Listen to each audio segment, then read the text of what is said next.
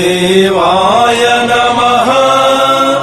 ॐ सूर्यदेवाय नमः। श्री आदित्य स्तोत्रम्।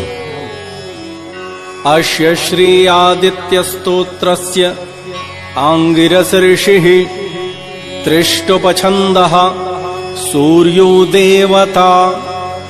सूर्यप्रीत्यर्थं जपे विनियोगः। भक्तजनों, आइए भगवान सूर्य के इस स्तोत्र का पाठ करें। हम सब जिसे आदित्य स्तोत्रम के नाम से जानते हैं। ॐ सूर्यदेवाय नमः। ॐ सूर्यदेवाय नमः। नवग्रहाणां सर्वेषां सूर्यादीनां पृथक् पृथक् पीडा च दुःसमा राजन् जायते सततं नृणाम्। पीडानाशाय राजेन्द्रः नमामि शृणु भास्वतः। सूर्यादीनां च सर्वेषां पीडा नश्यति शृण्वतः। आदित्य सविता सूर्यः पूषार्कः शीघ्रगो रविः। भगवत्स्त्वष्टार्यमाहंसो हेलिस्तेजो निधिर्हरिः। दिननाथो दिनकरः सप्तसप्तिः प्रभाकरः। विभावसुर्वेदकर्ता वेदांगो वेदवाहनः। हरिदश्वः कालवक्त्रः कर्मसाक्षी जगत्पतिः। पद्मिनी बोधको भानुः भास्करः करुणाकरः। द्वादशात्मा विश्वकर्मा लोहितांगस्तमोनुदः। जगन्नाथो रविन्दाक्षः कालात्मा कश्यपात्मजः। भूताश्रयो ग्रहपतिः सर्वलोकनमस्कृतः। जपाकुसुमसङ्काशो भास्वानादितिनन्दनः। ध्वान्ते भसिंहः सर्वात्मा सर्वनेत्रो विकर्तनः। मार्तण्डो मिहिरः सूरः तपनो लोकतापनः।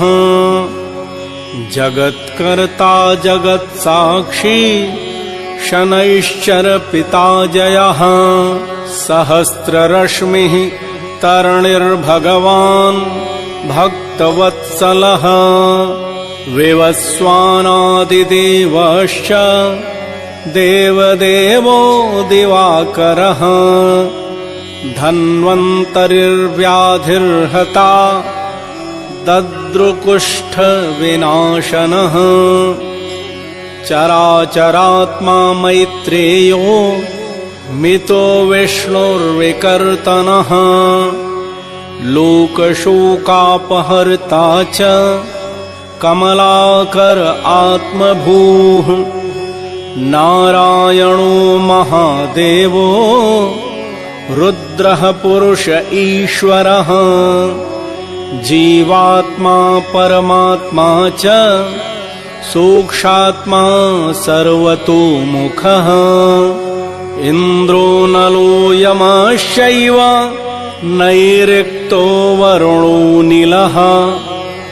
श्रीद ईशान इन्दोश्च भौमः सौम्यो गुरुः कविः। शौरिर्विधुन्तुदुः केतुः कालः कालात्मको विभुः। सर्वदेवमयो देवः कृष्णः कामप्रदायकः। य एतैनमिभिर्मर्त्यो भक्त्या स्तौति दिवाकरम् सर्वपापविनिर्मुक्तः सर्वरोगविवर्जितः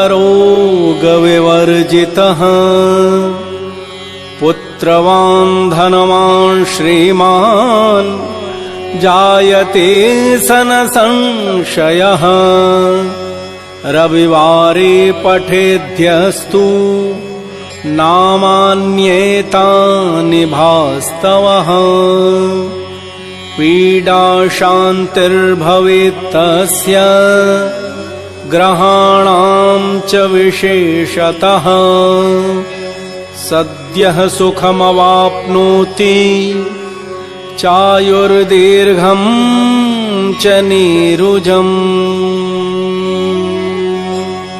ॐ सूर्यदेवा